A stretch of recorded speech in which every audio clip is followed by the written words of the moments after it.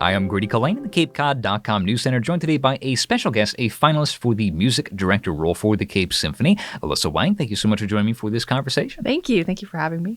We have a lot of topics I wanted to cover today. First, we wanted to talk about your experiences. You're in the running for this position, but as well, we have an upcoming concert, Fantastique, that is going to be November 16th and 17th that we're looking forward to. It is a master's concert, so we want to have you tell us a little bit more about that too. But just for our listeners, first and foremost, can you tell us a little bit more about yourself? How did you first get involved in music? Some of maybe your educational background or some of your first jobs in the role and what you've been doing up until recently. Sure. Well, I'm from the California Bay Area, and I started violin when I was 6 years old, and I never stopped.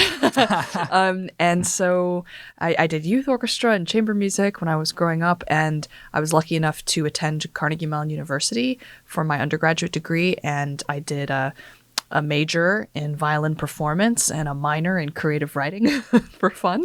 And then I went further east and found myself in Boston. I'm a graduate of the New England Conservatory Master's Program, also in violin. And I really started conducting sort of out of undergraduate, and I started doing some summer festivals, and what started as what I thought would be a supplement to my violin playing turned into now the thing that I do more than anything else. So I live and work in Boston primarily, and I guest conduct all around the country and work with some great institutions in Boston, such as the Boston Ballet, and I'm a violinist in the Boston Chamber Music Society. So I'm a part of a really wonderful and vibrant community that's not so far away from here. Yeah, that's really the thing. You just reminded me. I actually want to ask you more about the ballet and performance arts in general later too. But you told me a funny story. It turns you first of all, you're coast to coast, so you've been all over America. Awesome. Can't wait to see more. I can only imagine the car rides or the bus rides or the train trips. But you mentioned actually you're familiar with Cape Cod actually, as it turns out, and even more so, you're more familiar with Cape Symphony than I thought. Actually, you mind sharing a bit more? Yes. So when I was a student at the New England Conservatory and trying to get outside of the school environment and start getting my claws into the professional world, I was doing a lot of networking and trying to give my resume to different organizations. And I ended up getting asked by the Cape Symphony, I think this must have been 2018 or 2017, to come in and play as a sub in the violin section. So I did one concert in the violin section as a violinist with the Cape Symphony years ago. So I've been inside the orchestra, and so it's kind of amazing and blows my mind a little bit to be now returning in a conducting capacity.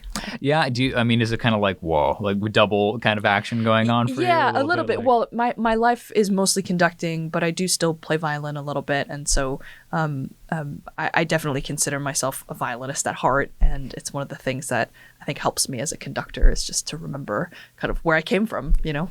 Sure. So I also wanted to ask you a little bit about, I guess let's talk a little bit about the upcoming show for a little while. Do you mind kind of giving us a rundown of what Fantastique is, me? And then we'll talk about how your kind of methodology goes for being a conductor. But sure. What is the show upcoming? Yeah, this is a really exciting program because all of these pieces are so easy to love. The first is actually a newer work that's composed by Jessica Meyer, who's a composer that I've admired and known about for years. She's actually going to be at the concert to talk to the audience about her piece that was recently composed called Turbulent Flames. I don't want to spoil that because I want her to tell you guys about it when you go to the concert. And then after that, we get to welcome the phenomenal pianist Martina Filjak on stage, and she's going to play one of my favorite piano concertos, kind of like a guilty pleasure piano concerto, which is the Grieg piano concerto. And that's just such an easy concerto to love. It's romantic. It has incredible melodies. It's exciting. It's just one of those classics that we all love. And then after intermission, we're going to return, and the whole second half is Symphony Fantastique, which was written by Hector Berlioz only 3 years after Beethoven died. So this is something that if you understand the context of when it was written, you can understand exactly how radical the piece is. This is one of my favorite orchestral works of all time. I first played it when I was a freshman in high school in youth orchestra, and it completely changed my life because I didn't realize that music could be this extreme and still maintain its kind of classical romantic roots. So one of the things that makes it extreme is the way he utilizes the orchestra. We have 2 harps that only play in one movement. We've got 4 bassoons, which usually there's 2 bassoons, but in this one we have 4 bassoons. So he really wanted that kind of low instrument energy. There's a church bell that plays backstage. At one point, the principal oboe player has to walk backstage and do a duet with another player on stage. And that's supposed to represent like 2 voices calling to each other on the mountaintops. The other thing that makes this piece really fascinating is that it's both a 5-movement story that is something that a story that Berlioz created, but it's also rather autobiographical in about as many ways as you can whilst staying in reality. So the story of Symphonie Fantastique is of an artist who falls in love with a woman, and in the first movement, he falls in love with her, and there's all of these emotions, passion, the first love. I mean, and it's bursting at the seams, this first movement. It's he's head over heels. And then in the second movement, they meet at a ball and they have a dance. And in the third movement, things start getting serious. And this is when everything starts taking a kind of darker turn. And there's a kind of conversation across the mountains, and the whole middle of the third movement, he's going through all of these complex emotions about love and loss.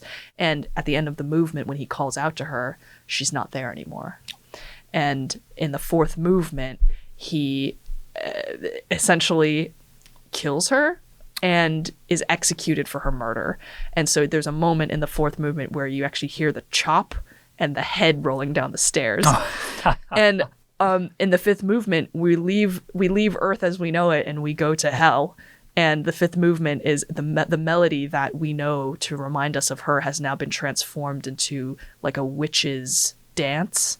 And you can hear the cackling of the witches that haunt him for all of an eternity. Now, this is a crazy story, but the thing that makes it crazier is that he sort of wrote this symphony in part for a woman that he loved, who he was absolutely obsessed with, and he wrote this as a way to try and woo her. Kind of a crazy thing to write a woman that you're in love with. We're talking about red flags here on CapeCod.com. Yeah.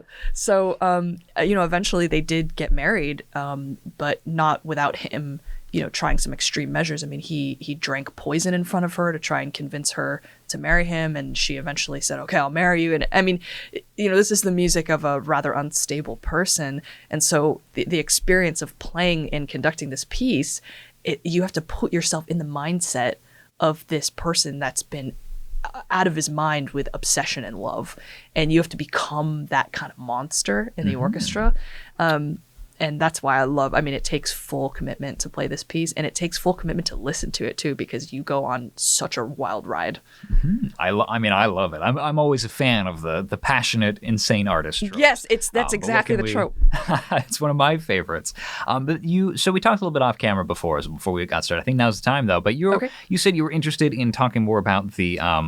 You're very invested in the emotions of the piece, the presentation. It sounds like as well, like the story and the through line that can come through. There's a lot to music and arts, and I think a lot of stories can be told in it. That's more than just the written way. But about like immersing an audience, and also you were in ballet for a while too, so you have a lot of, I think, experience with this crossover of like visual presentation, storytelling going on within music. Can you elaborate more on like what's the appeal for you? Is it something that you'd like to see more of? Like how do you push that? Yeah, I mean, I think that even though some of this music was written hundreds of years ago, that it still has immense relevance to today. But, I have multiple degrees in music, and the people on stage have been practicing music their whole life. But, we can't expect that kind of understanding from an audience who hasn't been practicing music their whole life. So one of the things that I'm really passionate about is giving the audience tools to understand the music in a way that allows them to leave the concert feeling like they've learned something new, they've experienced something unforgettable, and that they've had a genuine personal experience with the music. So I call it a listener's toolbox, and I love to engage with the audience on the stage and say, hey, like, here's some context. You bet I'm going to tell you the story of the symphony. I'm also going to give some demonstrations so that way you know exactly what to listen for. And hopefully by the end of that, when we then play the piece, you're actually recognizing things. Oh, I see that. Oh, I hear that. Oh, I can see the story unfolding. And it really becomes a collective community learning experience. That's what I really love about classical music and about the potential of the symphonic orchestra, which can take us to, you know, immense places because of how many people are on stage. And I mean, these works are Symphonie Fantastique is one of the great works in the orchestral repertoire of all time. Mm-hmm. Now, we are on Cape Cod. We have a famously large percentage of Cape Playhouse. We have playhouses and theaters, and also the Cape Symphony is here, of course, but we also have several other orchestras actually locally as well. So Cape Cod really seems to love its symphonies. Do you think that there is been some generational problem? Like, do you think that younger kids are maybe having issues connecting with music as much? You said that you were actually even playing for preschoolers earlier today. Yeah. So do you think that the flame is actually alive and well? What do you think? I'll put it this way. I don't think that classical music has less to offer the younger generation. I mean, classical music has infinite things to offer every generation. And it's up to us as the artists and the presenters to give the younger audiences or any audience member the tools to really be able to have that personal experience. And that's our job. You know, we have to present it to them. We can't assume that they'll come up, you know, with these ideas themselves necessarily. We want to say, you know, you don't even have to like this piece, but let us help you make that decision for yourself. So, you know, I'm very passionate about making classical music accessible to all audiences, of course, including the young audience. And I do believe that if we approach concerts with this accessibility mindset, that we really will see a growth in the interest in every generation. Yeah, the toolbox is a very interesting way to put it as well. And as another person who's now in journalism, who originally started in creative writing, with you have the creative writing standpoint as well. Yeah. So help me God, we're going to use those degrees. Is kind of what it comes back to. Now, I also want to ask, what is so you're a violinist specifically. Yes. Why a violin? And also, as a non-biased violin player myself, why is it the best instrument? Why is that one? Oh my goodness, the perfect thing to do music with? This is a very biased room right now, isn't it? No, we would never on CapeCod.com. But all parts of the orchestra are very important. But yes, what is the but none more important than the violin. But section, none more important than the violin. Yes. So I mean, I don't have an inspiring story, unfortunately. I think when I first started when I was 6, my parents, they said, "Okay, you want to play an instrument?" I said, "Yeah." And they said, "Okay, what instrument do you want to play?" And being 6, I think I knew piano and violin, and I didn't know any other instruments. So I was like, "Oh, I'll do violin." I actually started playing fiddle music. Like, my first violin teacher was like a bluegrass fiddle player. And so for the first 4 or 5 years of my life, that's what I did. Before I knew anything about classical music, I played like bluegrass fiddle, which for a kid is like really super fun. So I love violin because it you know, crosses all these different genres. And yeah, I was about to say, like, also bluegrass has a lot of history with like fables and folk song and like the idea of telling stories, but just with a single instrument or two. And now I'm noticing. Totally. And actually one of my favorite kind of classical music tropes is when the violin is used as like the devil's fiddle. Oh, you know? We're here for the devil went down to George. Yeah, exactly. And those kinds of things, like you know, the violin going back to its roots. You know, I really like those kinds of things. But yeah, I mean, the violin is always going to be an important part of my identity as a conductor. I don't think that will ever change. So, yeah. So what was the transition point for you for the being a conductor? Is that something that, like, we had another couple of stories or people anecdotes like, oh, I just kind of fell into it. But for you, was it something that you sought out, or is it something that just also sort of fell into your lap? Well, when I was in college, my violin teacher at the time, Andres Cardenas, recommended that I take up a conducting class as a supplement to my violin playing. And he thought his philosophy, which I also agree with this philosophy, is that it can only help your violin playing to kind of understand the score and the music from a conductor's perspective. And when I started taking those classes, I think what ended up happening is I started thinking, oh, like, actually, this feels pretty good. Actually, maybe I'm okay at this. You know, maybe I should try exploring this more. And it kind of developed from there. But quite honestly, like, I got asked this question recently about like the transition between being a violinist and a conductor. And I'll repeat what I said then, which is that there is no transition for me. being a violinist is an intrinsic part of my identity as a conductor, and I'm always going to be using the skills that I know as a player and my experience in an orchestra to inform how I conduct an orchestra from the conductor's perspective. So this is my bread and butter is my experience as a violinist. So I don't ever intend to stop playing. All right, and you've reminded me that we also had another topic that I wanted to touch on, which was, so you've been a player on the ground for a while now, and that included during COVID-19. So I did want to ask how it was being a performance artist during that time for you. If you had any anecdotes to share, like did it change your perspective on music even? What was it like for you, say 2020 essentially to 2022, 2023? Yeah, I mean, I'll take a sort of sad thing and turn it into a positive thing, so we're happy by the end of this. But honestly, when everything got shut down, I noticed that musicians kind of went into two categories. They either were the kind of musician that said, "Oh wow, I have all this time now.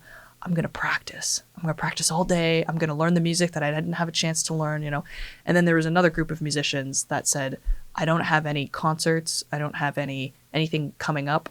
I have no reason to play." And they stopped playing. And I was in the second camp. And I'd never obviously had anything like that happen before. And I mean, I must have lost probably 25 concerts in the span of a week, like just 25 canceled for the next year. So it was really devastating. And I quickly became very familiar with a microphone and playing to a microphone instead of people. But it was really hard for me. I stopped playing for about 3.5, 4 months. And I'd never done that before. And I just couldn't find a reason to play, because what I discovered, and here's the positive twist, what I discovered is that the reason why I play isn't because of just music as an art form, and it wasn't because I like playing the violin. It was because what I really enjoyed was the connection with the audience and transmitting something through my violin to a group of real human beings, not a microphone, but real human beings. And so when everything slowly started coming back again and I started having the opportunity to play for live audiences again, it forever changed my perspective on live music and how important live music is. There's simply you cannot transmit the same message across in a recording as you can with a live music scenario. So it has really made me forever grateful whenever I am able to perform in any capacity in front of a live audience. And I hope that all the musicians who kind of went through that with me feel similarly, that we'll never take a live audience for granted ever again. Mm-hmm.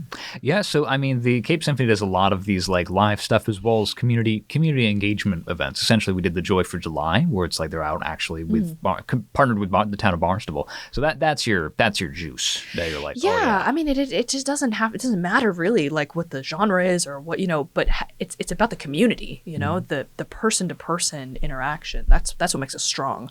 That's what makes it worth it. Yeah. Mm-hmm. All right, awesome. Well, Alyssa, thank you so much for joining me for this conversation. We're about coming up on time. Stay tuned. We also wanted to have you show off the tool of the trade. But before we move on to that and wrap up, do you have anything else you wanted to add for our listeners about the show, or anything else you wanted to touch on that we maybe didn't go as deep into as you wanted to? I just want to extend a very welcome invitation to anybody who might be interested in seeing this concert this weekend. I cannot stress enough how excited I am to conduct Symphony Fantastique. It's like a dream come true. And this is a piece that will blow your socks off and you won't know what hit you. And it is really a journey to go on. So hopefully that piques your interest. And yeah, I just would hope to see you there. All right, awesome. Melissa, thank you so much. It is appreciated. Those are some bold promises, but we're looking forward to it. There will be a link in the description as well for people who are interested in learning more about the concert and want to grab some tickets. So thank you very much for this conversation. It has been a pleasure. I'm Grady Culhane, the CapeCod.com News Center. However, but I really wanted to know more about your violin, if you don't mind. Yeah, let me just take it out. We're going to be non-friendly to the microphones real quick. You're going to hear sounds of buckles and all kinds of loose things. I see stickers. I see photos. Oh my goodness, that's beautiful. Yeah, so the violin case is like a treasure trove of a musician's personal life. So maybe we won't put a camera there. We won't. It's personal, but it's passionate. That's all we're going to discuss. Wow. So but yeah, this is my baby. Mm-hmm. So wow, well loved. We may know the most famous Italian or the most famous violin maker of all time, Anthony Stradivari. This is not a Stradivarius, although I do get asked often. Sometimes when I go through an airport, I'll lie and tell them it's a Strat, so they leave it alone. They get scared when they're like, oh, I can't touch that. Yeah. It's however, this is, if you go forward a couple centuries, there's another maker who is the maker of this instrument named Stefano Scampella. And he was a maker who kind of had his golden period at the beginning of the 20th century. So the end of the 19th century, turn of the century. Okay. And he was sort of the most well-known Italian maker of that short little period. This, let's see, what else can I tell you? Oh, this instrument was made in 1895. So this was actually kind of like the heyday of like that sort of bluegrass stuff that kind of got you into the music to begin with. That's really interesting. Well, I mean, I think at the time in Italy when this was being made, I'm not sure how much relation there is there, but this was made in the city of Mantua, and it kind of has, there are a few things that kind of make it classic Scampella. Some of this lip here is pretty classic. The scroll, when the violin dealership that I got this from acquired this instrument, it didn't have a scroll, so they actually made their own scroll. Really? This is what we call composite instruments, when they're sort of different pieces of different makers. But yeah, and then the back is absolutely beautiful. It has a really wide kind of bass. Yeah, I was just about to ask you, like, it does look different from the regular violin that, frankly, I'm familiar with. But I was wondering if it's like, oh, and this was added in 1980. No, I mean, everything was original, except for, a few pieces here and there. Yeah, this. I've been playing on this violin since 2016. And it has, been with me through a lot, and I absolutely love it. It's a changing relationship, as time goes on, the instrument sounds different, and you kind of learn how to grow with it, and just been through a lot. Played a lot of concerts, and it's about time now that I'm showing it on camera. I'm like suddenly extremely aware of like the little like things that I need to get repaired. Oh, no. So no, but it's good for the sound. Yeah. We've all seen Willie Nelson's guitar with like the hole punched in it. I know. I'm thinking, oh boy, like some of these things, like I should not be showing this one. Well, it's a well-loved tool of the trade. So thank you very much for sharing that with us. Of course. All right. Well, thank you again. And it's been a pleasure. We're going to pack this stuff up, but we're going to wrap up the video now too. So Alyssa, thank you again for joining us. Thank you so much. I'm Grady Culhane, the CapeCod.com news center, and thank you for listening.